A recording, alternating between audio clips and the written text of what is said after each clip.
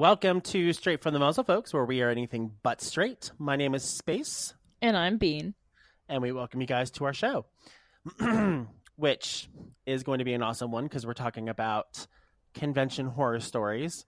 What more fun than to talk about the terrifying things that happen at conventions? So much fun. And so many things do. I mean, I don't have very many recent. I don't have as of recent like stories. They don't have to be recent. Right. I can go back on a few stories that I've experienced at conventions. That's always I know you have one big story.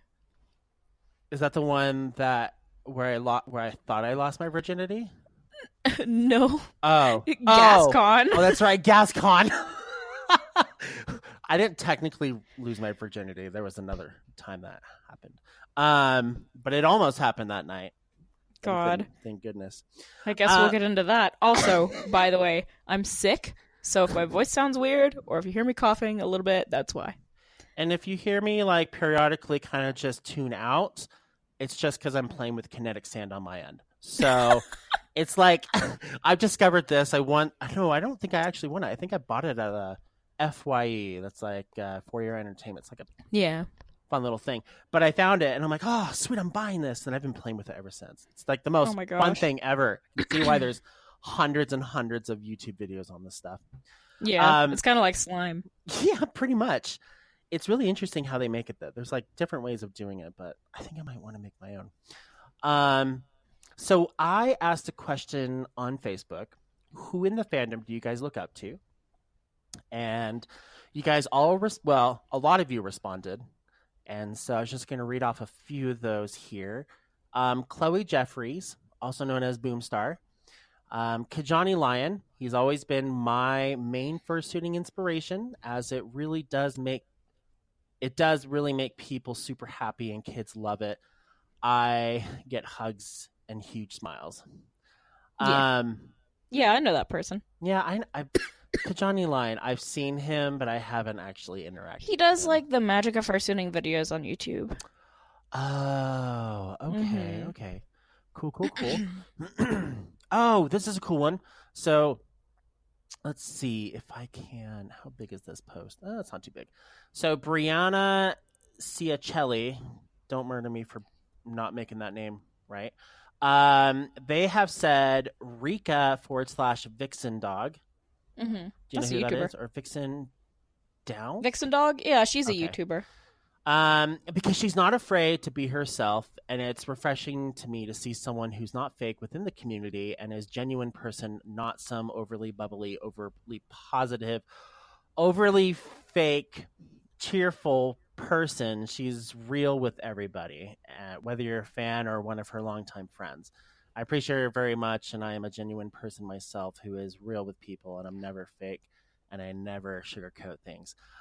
I want to say never because never say never.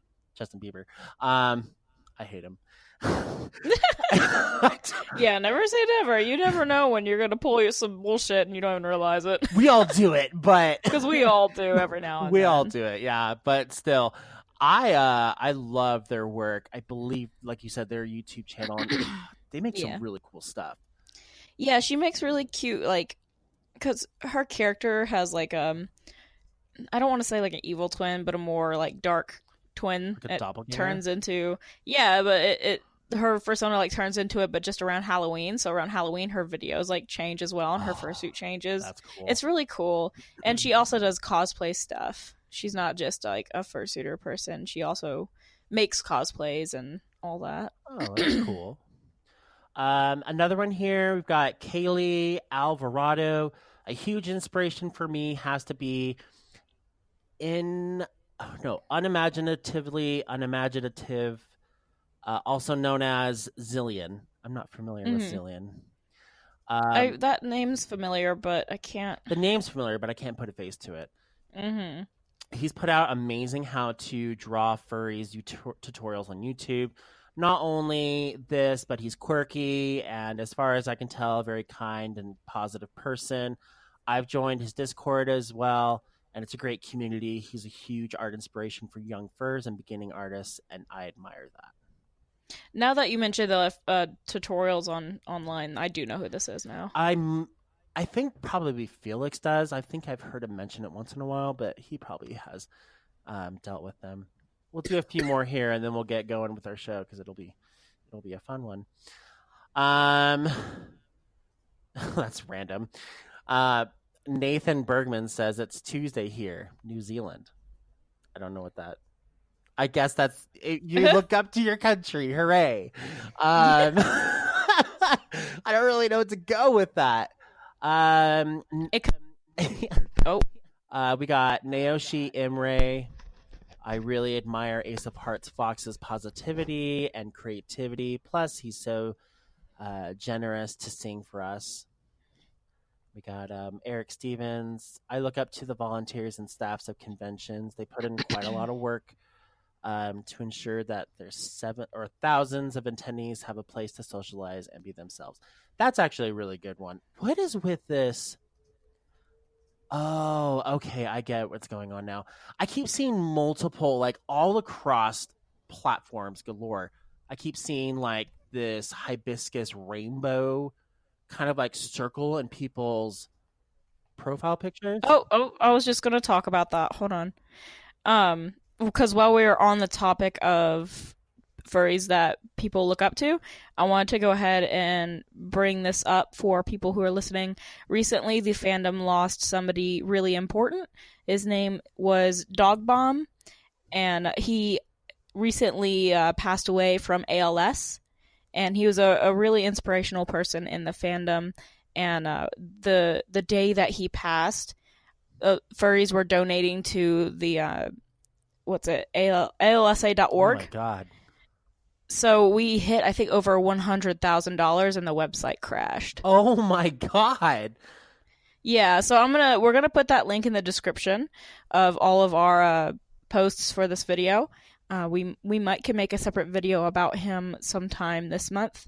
But I just wanted to go ahead and say that if you can, please go donate. He was a really great guy, and he was pretty much a legend in this fandom. So, and he helped a lot with not just like furries, but of course the people with ALS in general. So, I didn't know much about him until I started to go further into searching, and it seems like for someone of his, I guess of his ability, even though I'm sure he would have been in pain and had multiple problems, it's really fascinating to me to see people who still strive to go the distance. And that's someone that that's who he was. And so I was just like, yeah, oh man, I kind of wish I had a chance to meet him. That would have been a really cool person to like know. So I've known about him since sometime in the early 2000s when I was really young. I followed him on Fur Affinity just when I was a really young furry. But I was just following him for a while, and then I discovered him on Twitter just last year from when he was diagnosed, and I was like, I remember this guy, and I followed him, and I've been following him since he was diagnosed, and it's a lot. And that's the thing. It's like you don't have to be, just super well known. Sometimes just being extraordinary gets you somewhere. Even if that means it's just a little bit here and there. I wish there were more. I wish that more people in the fandom who were like Dog Bomb get acknowledged for it. Unfortunately, it doesn't work like that, but maybe in the future it will, where more and more people will start to get acknowledged for it. I know there's lots of people. But we can probably make a separate episode talking about him exclusively. Absolutely. But I just wanted to put that out there since it did happen less than a week ago of the time we're recording. So yeah, please go donate if you can. And maybe we could do a charity stream or something. But that would be cool. We could do that. Yeah. All right. Now to segue onto our show. There's not really any good way to segue from that. Really, it's not. Oh yeah. It's kind of hard because how do you go from like someone who has lived their life and then has passed away and done something great onto convention horror stories? Well, okay. What? If throughout your life you experience a lot, and if you're in a fandom and you're active and you're going to cons, and if you're just a super active furry, you're bound to have a lot of experiences. Good, bad, funny, So we wanted to go ahead and just kind of put some humor into this week because I feel like the fandom needs it, and we're going to talk about our own horror stories, kind of just lighten the air a bit. I've got a few. Who do you want to go first? You want me to go first, or you want to go first? It's up to you. I know we both have quite a few. I'm going to FWA next month, and it's like exactly a month from now, I think. And so is that the same convention I'm like looking forward to seeing what stories I'll have after that too. But I know I have plenty from past conventions. Telephones like trailer get jacked at that con? Yeah, that was a couple years ago. Unfortunate. Oh man, bring a taser with you to that con. I live here. Well, it's different for you. I was going to say, I'm literally 10 minutes away from that hotel. I had a friend that would go. She would go to FW. It's like her thing. And I asked her like in a video because I was just videotaping. And I'm like, "What's it like there?" And she's like, "It's big and it's loud. And you go to the downtown. You bring friends with you." I'm like, "Why do you bring friends with you?" And she's like, "So you don't get shivved." And I'm like, "Oh, okay." Yeah. Okay, that went down a different route. Yeah, I mean, living in Atlanta too, you'll see it's not the hellscape that people make it out to be. At night, it is more dangerous, but most cities are dangerous at night. Why don't you go for it? You're already on the topic. Yeah, on the topic. You're already talking about FWA. I'm sure you've got stories. Oh, okay. Well, FWA, it's in Atlanta, but I know one year there was a lot of theft going on, but it was mostly outside of the convention space in like parking decks and stuff where people would leave their cars unlocked and people would bust into them. That luckily didn't happen to me because I'm not dumb and I don't leave my car unlocked. But then again, Eno's entire trailer got stolen, so I don't think some people care if your car is locked or not. They will find a way. They always do. And then this isn't my own horror story, but it sounds terrifying. One year at FWA, someone's head got stolen out of the headless lounge. Like it was on one of the PVC head dryers, and someone just must have snatched it off. The way you said it, I'm like, did something like murder just happen?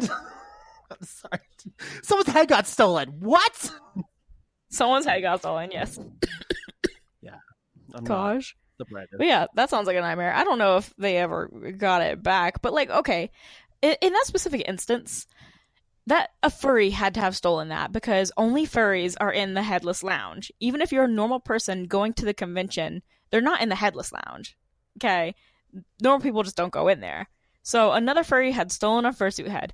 What are you going to do? Are you going to wear it around? Because obviously someone's going to see that that's not your character. Or the person that used to own it be like, what the fuck, that's mine, Like, what you can't... The best thing you could do is resell it, and even then you'll get in trouble. How do you not see that happening though? Like there had to be other people in that lounge unless there was only like maybe 2 people, but even then no, when it's crowded it's actually hard because there are a lot of people in the headless lounge at FWA. It's a pretty busy convention to the point where like you can lose your friends in there. And the PVC pipes that people put their masks on to dry out, there's like, I think 4 or 5 of them. So you just see like a tree full of fursuit heads in the middle of the room. So if you go and sit down and walk away from it, which most people want to rest and sit, I guess a lot of furries are just trusting. If you're not keeping an eye on it, like if I walk away from the tree, then I'm constantly staring at my fursuit head. I prefer to use the fans that they have on the side of the room anyway because those are less germy, but that's another story. Just like use like silica beads to draw out the moisture. It's faster. I don't know. Well, think about it. What are you doing? Let's think about this for a second. We're taking a side tangent here. You put your fursuit head on a pipe that's blowing cold air out. Where is it gonna? It cools it off.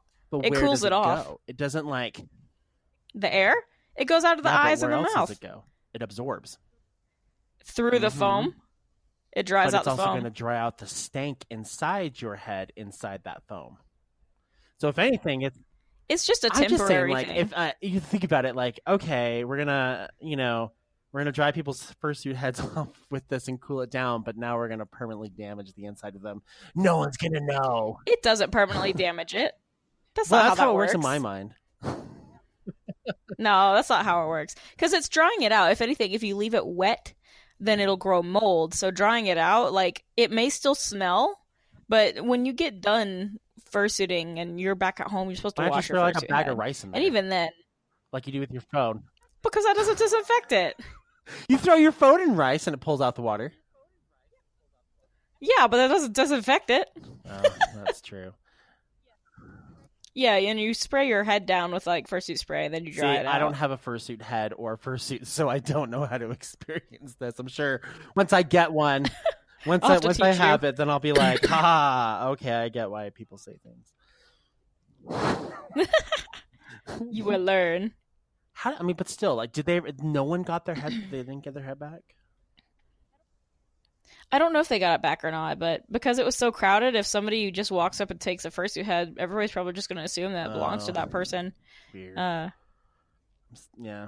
There should be like, ooh, that wouldn't be a bad idea. Okay, so a number system. So we're going to, go into the Chuck E. Cheese realm here and take their securities.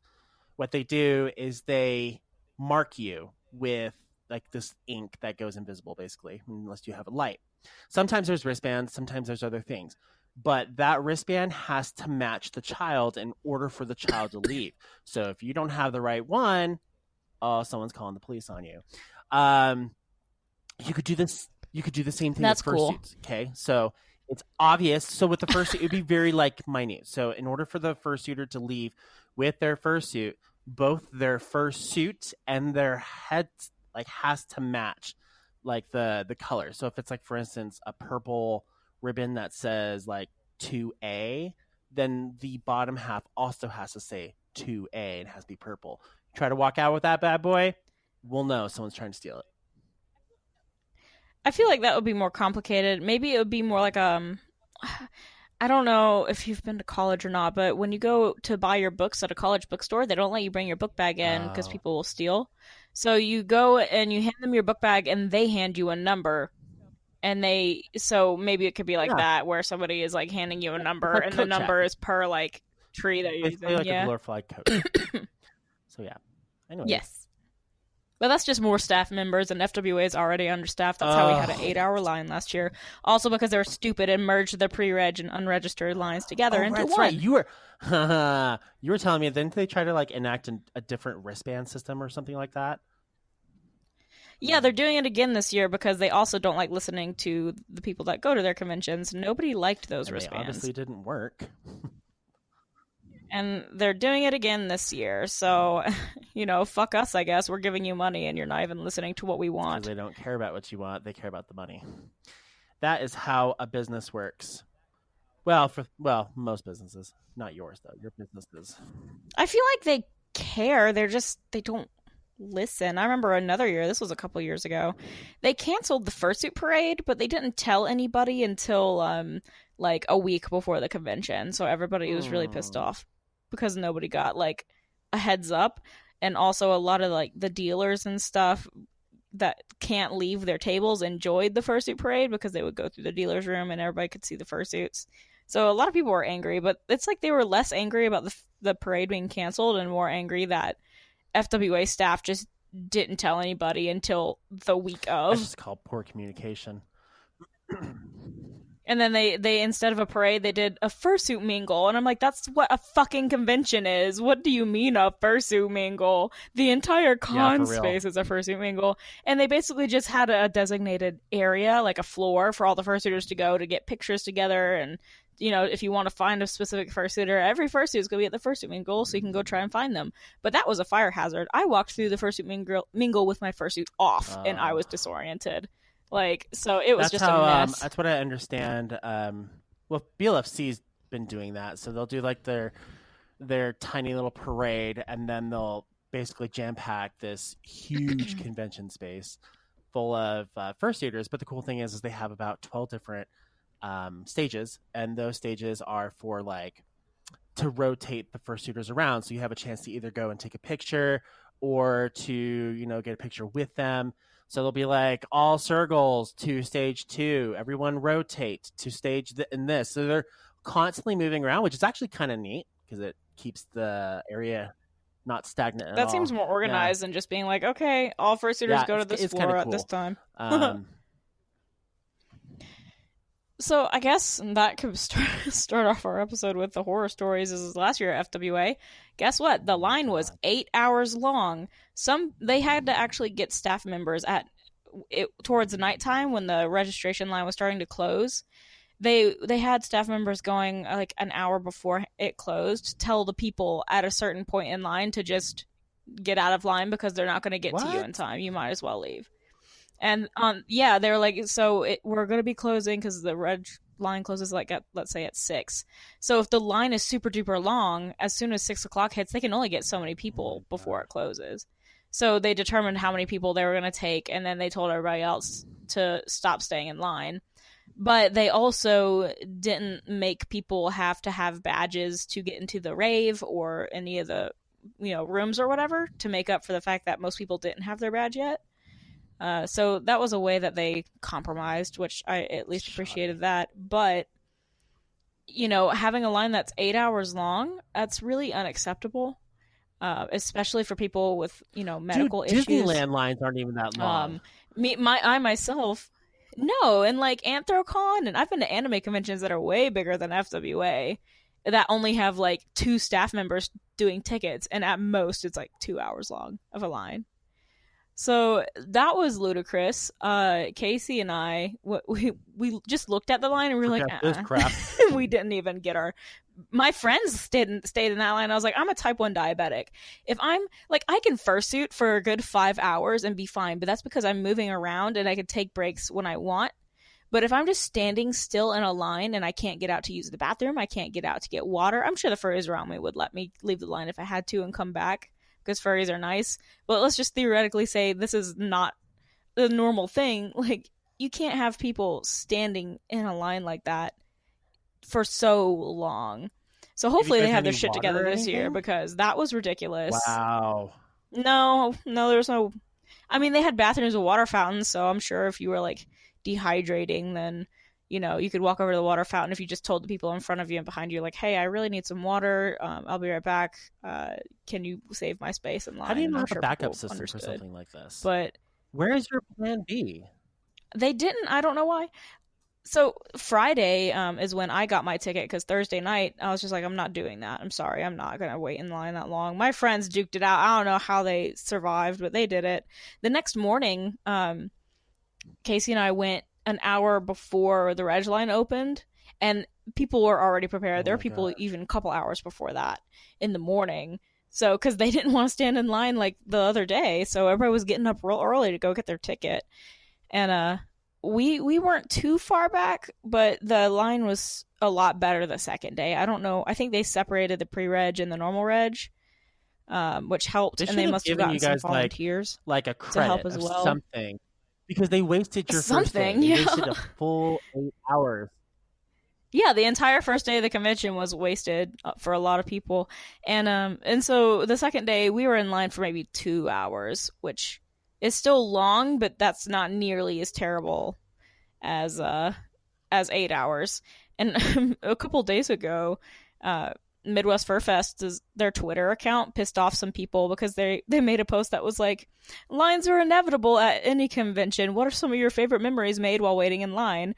And a lot of people commented and like, your line was like over 4 hours long. It's not cute or funny. We had no good memories. Fix it. Wow. It's not quirky. It's not nice. Like, they were trying to be all quirky about it. Like, I'm sorry, it's not an excuse. Like, you need to fix your line problem. Anime conventions, Comic-Con, they all have systems with way more people and don't have that problem. Also, I would gladly pay like $10 to $20 more for a badge if it was mailed to me. I would gladly pay shipping and a little extra fee to have my badge shipped to me. That way there is no waiting in line. People have their badges already. Not a bad idea. It's not. A lot of conventions will do that. I don't know why they don't. I mean, I'm sure there's always risk involved, but even then, I don't really see the difference of that than having like a passport being shipped to you. You don't go to passport office to pick up your passport. I mean, it would be a lot of trips to the post office, so maybe they're just not prepared for that, like with the staff members. There might be a reason, but have they even addressed still... like, we understand that last year was, sucky as balls. We're not going to mess up this year. I don't know if they addressed it. I would have to look at the Twitter page. I do know they did mention that they're keeping the wristbands, even though everybody hated that. Who admits it and then says we're still going to keep them? What? Okay. They said they're going to, quote unquote, improve the technology. And I'm like, there's only so much technology you can fit into a little cloth wristband. Maybe they were testing it over the year. They try to maybe implement something else. Let's hope this year they have a plan B, because if it doesn't... Maybe. I'll give them one more chance with the wristbands. But it was also extremely uncomfortable having something tied to my wrist for 4 days. That's like, yeah. It's like when you go to the fair and they give you like those wristbands. It's fun to wear it for the first day, but then it gets really effing annoying after a while. Yeah, it was just annoying. And if you tried to take it off yourself, it would shred and it becomes invalid. You'd have to have tiny wrists to be able to slide it off. Yeah, that just seems unnecessary. It was to prevent ghosting, because a lot of people would be ghosting the con. But I'm like, you Everyone still just ghosted don't that first have... day because you had to let people do it. I mean, okay, here's the thing about ghosting. Whether you have wristbands or a badge. Because you can't take off the wristband and give it to somebody else to go into the Artist Alley dealer's den or whatever. I get that. But... yeah. I mean... That is... It's still... Let's hope they address the issue and fix it, but... It's like, I understand why. I understand ghosting is a problem, and it can cost a convention a lot of money. But you also need to make sure your line isn't 8 hours long. Like, your cons can't outweigh the pros. FWA can follow the basic hair care solution principle, which would be to not shampoo. Well, we just shampoo, but definitely not rinse and repeat. So... so don't rinse and repeat, but I feel like they are going to. I also thought the wristbands were just to like make the theme of the convention cooler, because it matched the theme really well, which was looks like you guys are doing pirates. What was it? It was like Space Rangers. Oh, that's cool. It's pirates this year, but last year was Space Rangers. So the little scanners in front of like all the rooms that you needed your badge to get into, they looked like little stands. And when you scanned it, it would turn blue and you would be allowed in. So it was really kind of cool. It reminded you of a spaceship, but it got less cool after you would have to scan your arm 5 times to get in. And that means people were also having lines formed outside the Artist Alley, where beforehand lines weren't a thing outside of the Artist Alley. Man. So I just hope the technology is better this year, because that was truly terrible. I have stories, but like my stories don't come into conflict of like the, I don't know, of the convention staff itself or the way that they do things. Mine are always like these weird like things that either observe is not a word. Observe is what I was going for. Always just things I observe. I've witnessed. I won't say who, because I promised I wouldn't say who, but I was at PLFC and I witnessed, the drunker side of a well-known furry, which I thought was hilarious. But then the next morning we all found out it wasn't. So, because they were all trying to go through and censor everyone's videos because they didn't want something to leak out. And I'm like, you're not a celebrity. Oh no. It's not like Hollywood Access is going to grab your video and then put it out for everyone to see. That's not how. It's not that bad. I thought it was hilarious as F. I don't think I actually deleted it though. I think I still have it. I may have said that I did, but please. You can't treat life so seriously, especially life where you dress up as a fucking animal. Like, I have a vlog from FWA last year on YouTube, and it could be seen as embarrassing. Because it was, we were all acting dumb, and I go back and look at it, and I was like, wow, I was acting dumb, but I still laugh at it, and I'm like, okay, that was how I was being, and it was a good time. But like, it's a furry convention. Don't treat yourself so seriously. If you're willing to drink past the point where you can't control yourself anymore, you've given up your basic right of people to video you, basically. Because things are going to happen, and we have to get that shit on film. We just have to. It's just how life is. It's Exactly. How else are you going to remember it if you go too far? Let's see. One of my biggest ones was Bunya. This was my first convention that was multi-states. So the first one I ever went to was Potato Con up in Idaho, called for Idaho, which sucked balls. Um, and then they kept doing it over and over again, and then they stopped. Well, it's a It's not convention about really potatoes, about so I'm sure it potatoes. would I just suck. call it Potato Con. Because it's Idaho. That's where all your potatoes come from. Smallest convention I've ever been to, and it Idaho. was awkward. And then, we got BLFC, which is in Reno, so that's just literally within a state away from us, so it's not a big deal. But I flew to this one, and we had a panel called Convention Horror Stories, and we had about 6 guests on that thing. We packed the room. Past capacity, and they were starting to like tell us, we're like, hey, you've got too many people in this room. And it's like, I'm not the convention organizer, don't tell me that. So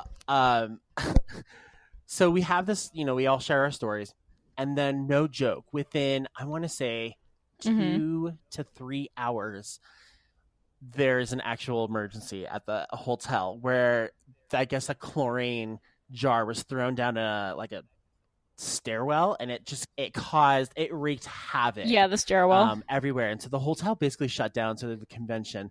And, like, the lights are going off. You can see fire trucks. Twitter just blew up like nobody's business. Like, Midwest Fur Fest was the #1 topic for 6 hours on Twitter. Out of everything that could be going on, that was the #1 thing. So while this is all going on, it was scary and stuff. But, like, earlier that day, this is where I find humor in this, is I asked the hotel, I'm like, is there a pool or like a hot tub you guys have? Because I could really use like just a soak. Like, no, we got rid of it to make more convention space. I'm like, that sucks. So a couple hours later, past the panel itself, I'm up in the room. Punya is doing her thing. I'm drinking. So I'm like somewhat buzzed, if not a little bit further than that. And the lights start to go off in our room, and we're like, what's going on? Like, no panic whatsoever. And I call down, and I'm like, hey, our lights are going off. Do we actually need to exit, or did someone just pull the fire alarm? They're like, no, we need you to exit the hotel. There's been an emergency. And I'm like, whatever. So I packed up everything I needed. I didn't actually take any clothes with me. I just took my laptop and a few other things, a charger. And then Punya and I and a couple other friends walked out. As we're walking down to the elevator, clearly the announcement saying, in an emergency, please take the stairs. Do not take the elevator. We take the elevator. We go down. And as soon as we get to the main floor, I get a waft of chlorine. Just smacks me in the face. And I'm like, they lied. They have a pool. I know they have a pool. I can smell it. I was so pissed. You find out that it was just, I don't know. They've never actually told us who or what, why, how it happened. I don't know if they found out. But they did treat it as a threat. I don't know if they would call it a terrorist threat, but it was definitely a threat. I think it had something either. I think what a hypothesis a lot of people had was that it had to do with drugs, when making drugs, because you need chlorine to make certain drugs, I do believe. So that was a thing. That's what one thought was. Someone else had thought that maybe like that notorious furry who carried his BB gun into a convention once was doing it. There had been numerous threats against Midwest Fur Fest that we didn't know about until after this incident. So everyone thought maybe it was that. We got displaced. This was the worst part. So if not like being evacuated from the hotel and not knowing if you're ever going to get back to your stuff, it's it was the confusion, the chaos that happened afterwards. People are being basically pushed out, and they're saying, get out, get out. But where are you supposed to go? There are no other hotels around. There's maybe like one like dinky hotel. Yeah, weren't you all in the street? Yeah, we were all like basically filed into the street. It's freaking ass cold out there. We're looking at like... Yeah, a lot of people were in their fursuits, and they're like, I'm grateful it's cold. We're looking at like 15, 20 degree weather that we were out there in. People are being carried away in ambulances. We're constantly just keep walking. And the worst thing I saw was there were some hotels around, but they were refusing to let people in. They didn't have anyone in the lobby, but they closed the doors on people that were outside and obviously cold and in a panic of not what to do.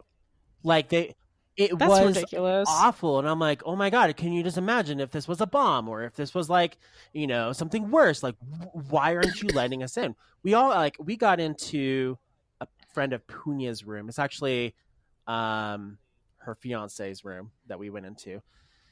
Now fiance. And we also just kind of crammed in there. But out of like the chaos of what happened afterwards, the beautiful thing happened within the chaos that I've never seen before, ever. Um, we had people in Twitter hashtagging and saying, "I'm missing a person. They looked like this. This is what they were last looking at." And then you had hounds of people just searching for those people in the crowd, in the convention space, Mm-hmm. in hotels, identifying, yes, that's this person. Yes, that's this person. I was missing a person. I think it was Ash, and I was worried that, I didn't know where he was. So I was like, "Hey, I'm missing this person. If you see him, please message or please, notify."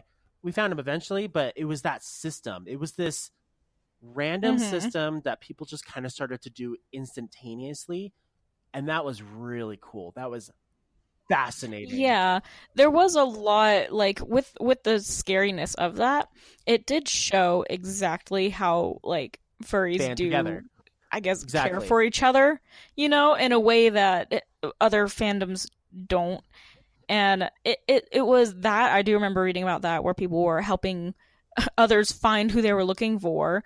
There are people who were freezing cold, just random fursuiters were just holding people. Like I remember seeing a picture of one fursuiter have like basically cradling three people in this Yeah. 15-degree weather, keeping them warm. Like the people who were in fursuits were keeping people out of fursuits warm, even if they didn't know them. Like it was just fascinating to see. And then of course, when people were getting ill from the chlorine, getting help from that, and just it was it was interesting to see in an emergency situation how furries reacted and how furries were helping each other But out like, in I'm that not gonna lie situation. though, when I say this, like, I in that experience, everyone experiences it differently. It was when we eventually got to go back. We all took showers, went to bed, wake up the next morning. I think it was like the last day of the con, um, and it just felt different. It felt like someone had died. It was so quiet. Mm-hmm. People weren't really talking. Just didn't really know what to do. Like there was just like, how do you go? Well, I'm sure it was a buzzkill. Yeah. It was a big buzzkill, but it wasn't like a buzzkill like "how dare you." It was more like, how do I process this that just happened? I wasn't directly like hurt or anything, but I had to go through the motions here like everyone else. So for no joke, for like a couple of weeks when I got home, every time I saw an ambulance, I froze up. So it was just Mm-hmm. that's what happened. But eventually I got over it. But I think like as far as like a horror story goes, that was like a true horror story that I hope to never Yeah, experience that one's ever like again. legit. So That's a legit horror story. That's not just someone being so stupid. That we've was dubbed actually it. scary. Punya and I have dubbed it as like Chlorine Con, or I don't know. There was so many Pool Con, Mm-hmm. different things that you can call it. But that was it's both like a negative but a positive and a humorous but scary experience all in one. So it was really interesting. Hope to never Mm-hmm. go. It was definitely something that Hell gained you yeah. some experience points. So that doesn't mean I won't go back to Midwest Fur Fest. I'll still go back. They handle that really well. Well, yeah, it No, wasn't but their like fault. they handled it really well. They weren't responsible for, displacing people. That was the staff pushing people out, but they did a really good job of making sure people were taken care of and that, people got to where they needed to be. And then the next day, they just like, they made the day feel more special. So it was nice. They did a really good job with that, especially. So Mm-hmm. Gosh, there was something that was kind of scary, but it ended up being humorous. At FWA last year, uh, I was going back up to the hotel room. We were in an elevator, right?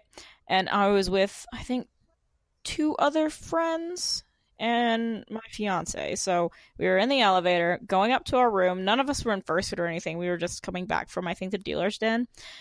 And the elevator stops, and these like two people, no, it was like three people, like in suits that look like FBI agents pretty much, walking in in the most serious way possible. And one of them was like talking, I think in a walkie-talkie or something. And like it closed and it just got dead silent. And then when the door opened up for our floor, they got out with us and we were like, oh God. And they like were basically speed walking to a room a couple doors down from us, right? And then following that, I don't know if I'm remembering this incorrectly or not, but I think there was also a gurney involved. Like they had brought a gurney in. And we had so basically a couple rooms down from us, something was going on. And oh my God, what is this? You're messaging me. It's my kinetic boob. Okay. You really are playing with kinetic sand right now, aren't you? Anyways, back to your terrifying FBI story. Anyways. Yeah, so these super serious people, and then a cop, of course, showed up as well. Like, all these people were going in there, and we noticed, like, them bringing out a trash bag, like a black trash bag of something or another, and then we went into a room, like, well, we don't want to stand here and just rubberneck and look at these things, so we went into the room, and then later we came out to go somewhere, and this dude came out of the room next to us, and we were like, did you see what happened earlier? Like, we were talking to this guy. This is where it gets humorous. He was like, yeah, they like busted somebody for drugs and they had a seizure or something, but they ended up okay. I think they just went too far and they, da-da-da-da. And then he was like, this is what ruins conventions. This is what makes conventions do this and that. And he like, we only asked him if he knew what was wrong. And then he talked at us for 30 minutes straight. Like, and his topics kept bouncing from drugs being super evil to like furries being terrible to, oh, hey, I have to go. My vor panel starts at 9. And I was like, what the heck? Just the way he was like talking about this and that and that and blah, blah, blah, blah, blah, blah. And he was like talking about how the midnight howl. You know what those are? Midnight howls? I think that's usually just furries howling at the moon. Yeah, basically furries just coming out of their hotel rooms at midnight to howl. He was talking about how like that ruins the fandom, and I'm like, are you serious right now? The midnight howl is not something that ruins the fandom. It might be annoying sometimes, but it's definitely not a direct issue. But just him trying to like shit on the fandom and then immediately saying, hey, I have to go. I have a vor panel at 9. We were like... like as soon as he left, we all just looked at each other and laughed because like, he was such a weird person who was just so vocal. He just did not stop talking. Oh my God. A vor panel? Wow. A vor panel? He's like, yeah, my vor panel starts at 9, so I gotta go. And we were like, okay, bye. Like, you just basically preached at us about things that don't matter, that you think does matter. Like, it was all stuff that isn't bad. It was just random things. He was like, is quote unquote ruining the fandom. And it was stuff that doesn't even like, it's not even mentioned often. It was all very random. One year at BLFC, we experienced cops rushing into the building. Into the casino. I kept seeing them like, we were heading up and I could just see like just swaths of people coming in. And I'm like, what the heck? And so they go up some of them go up the elevators and we get on. And I'm like, wow, that sucks for that person, whoever it is. I mean, gee whiz. So we go up and we do our thing. We come back down, and one of our friends, is on the floor, and he gets on the elevator with us, and we're going down to the convention floor. And I'm like, so what was up with the cops? And he's like, oh yeah, just some couple fight. A man stabbed his wife and all that jazz. Just a couple doors down from where I am. And I'm like, oh my God. Cool. And then we just get off and like leave. It's like, wow. Of all the things to happen at the furry convention, I mean, by all means, we are in. It wasn't even like furries who did it, right? Couple. It was just a normal couple who were fighting. I don't know. Why do straight people stab each other? It was just weird. And so, how could you not laugh at that? I mean, I think that was the same convention that some random guy, and I always tell this story, like, just in general. This random guy in the parking lot is walking around with a carton of blueberries, and he's asking people if you want to buy his blueberries. And I'm like, this was a I would buy his blueberries. Like, weird man, and like, buy his blueberries. Don't be a coward. Like, Curtis and I are like taking our stuff back to the cars. We're getting ready to leave, And I'm The like, only healthy thing you'll eat all weekend, a homeless man's blueberries. and I'm like, no, thank you, I'm good. And he's like, it's not drugged if that's what you're thinking. And I'm like, when people say things aren't drugged, that usually means they're drugged, especially in this setting. So I'm like, Curtis, run, go to the car. So we run to the car, and I never saw the guy again. But I'm just like, beware of the blueberry man every time I go to this convention. It reminds me of Why? Zootopia. Oh, The drugged up blueberries that they were. so stupid, but like, I mean, come on, people. Who walks around randomly in the parking lot with a half-eaten carton of blueberries and you're trying to sell them to people? What's wrong with you? I know they're laced with something. You're gonna jack my car or something. It's just weird. It was the weirdest thing. That is really strange. Armpit of America, Reno, Nevada, and we get asked to buy a half carton of blueberries from a random stranger in the parking lot. I mean, say to that. Well, I don't even yeah, know. how do you even I respond to just that? don't know. Oh man. So all right, so I have a story. This is one of the it's like if I'm going to be known for a convention horror story, this is a story I tell multiple times every year because it's so ridiculous. You want to be known? This person has become this person has become a meme in my group of friends. So, one year, this was I think 2 years ago.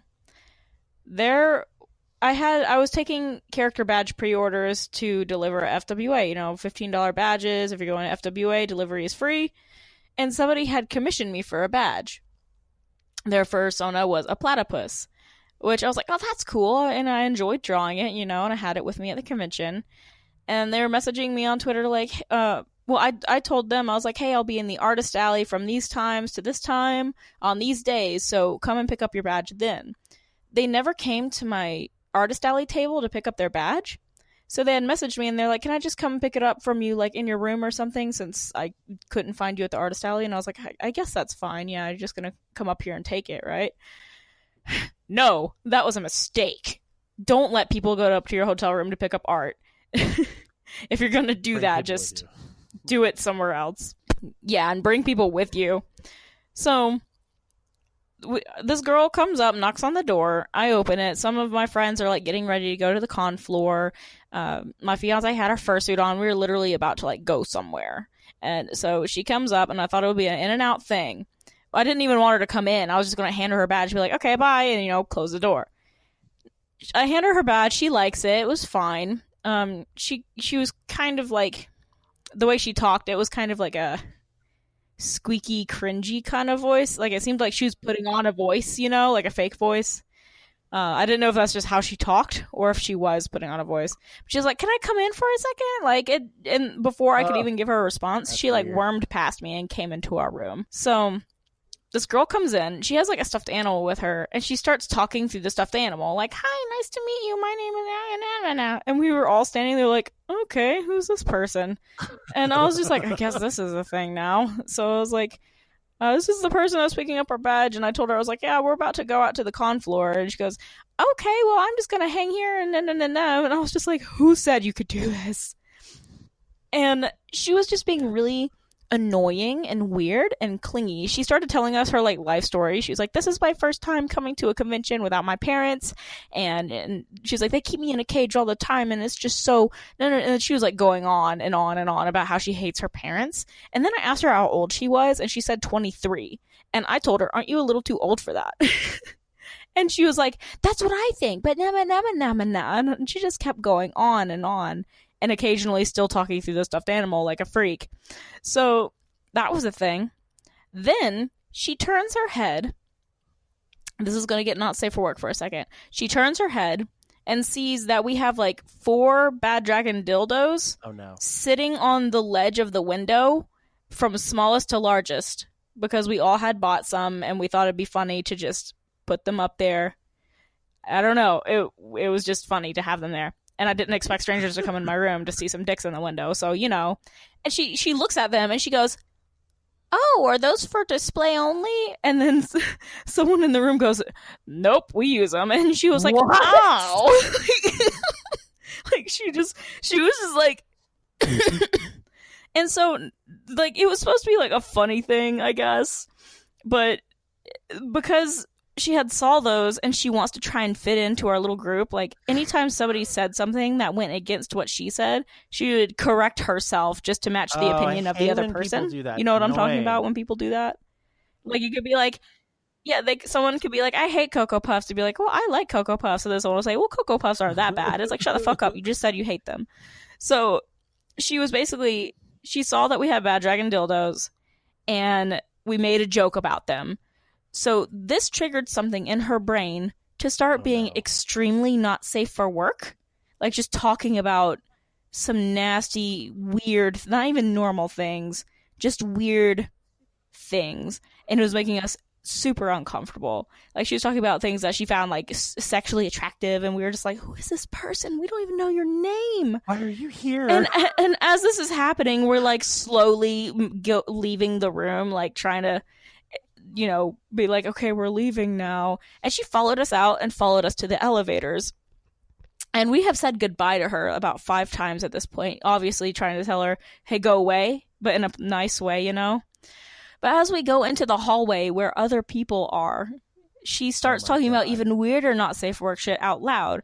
The thing I remember the most is, do you know how much wolf cum is on Amazon? And we were like, what are you saying out loud like this? Oh my God, like in front of other people. Yeah, she said that. She was like, you know how much wolf cum is on Amazon? Because I really want some. And we were like, oh my God, this girl's messed up. She was just freaking us out. And she kept being like, she was like, touching our shoulders and grabbing our shirts, or if we would turn to talk to somebody else, she would like, hey, grab our shirts and pull us. The reason why her parents would go to conventions with her. Yeah. Or they're there and she somehow got away. Yeah. And while this is all going on, my fiance is in her fursuit, right? So luckily her face wasn't showing. So she had a plus to that. But eventually we got her to leave. And this is how we did this. The elevators at FWA can get kind of crowded, especially on Saturdays. So the elevator opened and there was only room for one. And they were like, yeah, we only have room for one. And we all looked at her. We were like, oh, yeah, you go. We'll meet up with you downstairs. And we like pushed her into the elevator. Like, we physically like grabbed her shoulder and pushed her into the elevator. And it shut. And then she went down. And then half of us went like down the stairs and half of us used a different elevator completely. And basically we avoided her that way. But when we finally got away from this weirdo girl who was just being super clingy and super weird sexual and making these weird voices and talking through her stuffed animals, like, it was strange. When we finally got away from her, my fiance, who I said was in her fursuit, right? We were downstairs. She took her fursuit head off and she goes, I know this girl. And I was like, how do you know this girl? How? And apparently at FWA the year before, this same girl, we call her Platypus Girl. Platypus Girl was in the artist alley drawing for people, like for commissions, you know? And when we were going through the artist alley the year before this happened, Platypus Girl had stopped my fiance, pressured her into commissioning her, like guilt tripping her and telling her no one ever commissions me, blah, blah, blah, and like being just super guilt trippy. And, like, Casey was like, yeah, I guess, you know, and then gave her, like, a reference sheet or something. She just felt bad for her, even though she's being super pushy. And, like, when we went back to pick up the commission, she basically just pretty much traced what the reference was. Like, God. It was straight up, like, she paid her to trace her own work. It was $40. What? I would be so pissed. Yes. Because her work didn't even look that bad in her example, so we were like, okay, I guess we will. But then when she actually drew something for us, it was terrible. We were like, you just there were 2 headshots and they were traced. Like, she didn't even keep the artwork afterward. She just kind of threw it away. I'd be like, no, I'm and this girl, it to your work. And so the year after, like, going back to the present when we shoved her down an elevator to lose her, I was like, are you kidding me? That's the same girl? So no wonder she was so guilt trippy and pushy. She's super clingy to us right now. Like, I'm so glad you have your fursuit head on, because I would hate for her to recognize you and be like, put more money on me or whatever. And apparently later, this happened to my friend. I wasn't there when this happened, but my other friends, Jess and Aaron and a few other people, they were going through the artist alley, and she was in there, like, trying to sell art. So Platypus Girl was there, and they had saw her, and they're like, nope, time to go. So they tried to turn around and leave, but Platypus Girl gets up from her artist alley table, runs over to them, and as they're running away, like, not running away, but they're turning away, trying to act like they didn't see her, Platypus Girl grabs my friend's book bag and yanks him back. Like a violent pull. And my friend snapped. He was like, he turned around, he was like, you do not grab people, you do not touch people without asking. You have been clingy and annoying this whole time. Don't mess with us anymore. And Platypus Girl was like, oh, sorry. Like, she talks like this. It was weird. And that's, she finally left them alone after that, and I didn't see her again. Honestly, if I run into her again this year and she tries to talk to me, I'm just going to tell her to go the fuck away. But that was a nightmare because she was being so weird and so sexual. Like, and there were other people around the elevators waiting as well, and you could tell they were also uncomfortable. And when we had pushed her into the elevator to get away from her, we turned towards the other people and we were like, we don't know that girl. I'm so sorry you had to hear all that. She was just following us. And he was like, oh, it's one of those furries, huh? And we were like, yeah. Oh my God. So yeah, Platypus Girl's a so nightmare. awful. And not that many people have a platypus persona. So it might be easy for someone to find her now that I come to think of it. But honestly, Platypus Girl, if you're hearing this, don't talk to me ever again. Okay, so I think that's about all of the horror stories I have. Is that all for you as well? Yeah, I would say so. Yeah. God. Ugh, maybe I'll have more Platypus Girl stories for this year's FWA. I genuinely hope not, but if I do, we'll have a part 2. But see, that's the thing, though, is we can't have a part 2 if you don't meet Platypus Girl. What if you, like, send her, like, secret notes that don't have any indication that it's you? But you... That's harassment, Space. Well, I guess you're right. That is. But again, she harassed us, so whatever. Okay. What about this? What if you go to FWA, you put some mediocre art and maybe like a Pokemon plush on the ground with the string attached to a box attached to some chick, and then she'll go for it and you'll catch her. That's exactly what I'll do. Thank you for the idea. And as soon as you do it, you can just yell in the air, Platypus! Oh my gosh! Got him! That would be great. Anyways, thanks everyone for listening in, and we'll see you guys next time. See you next time.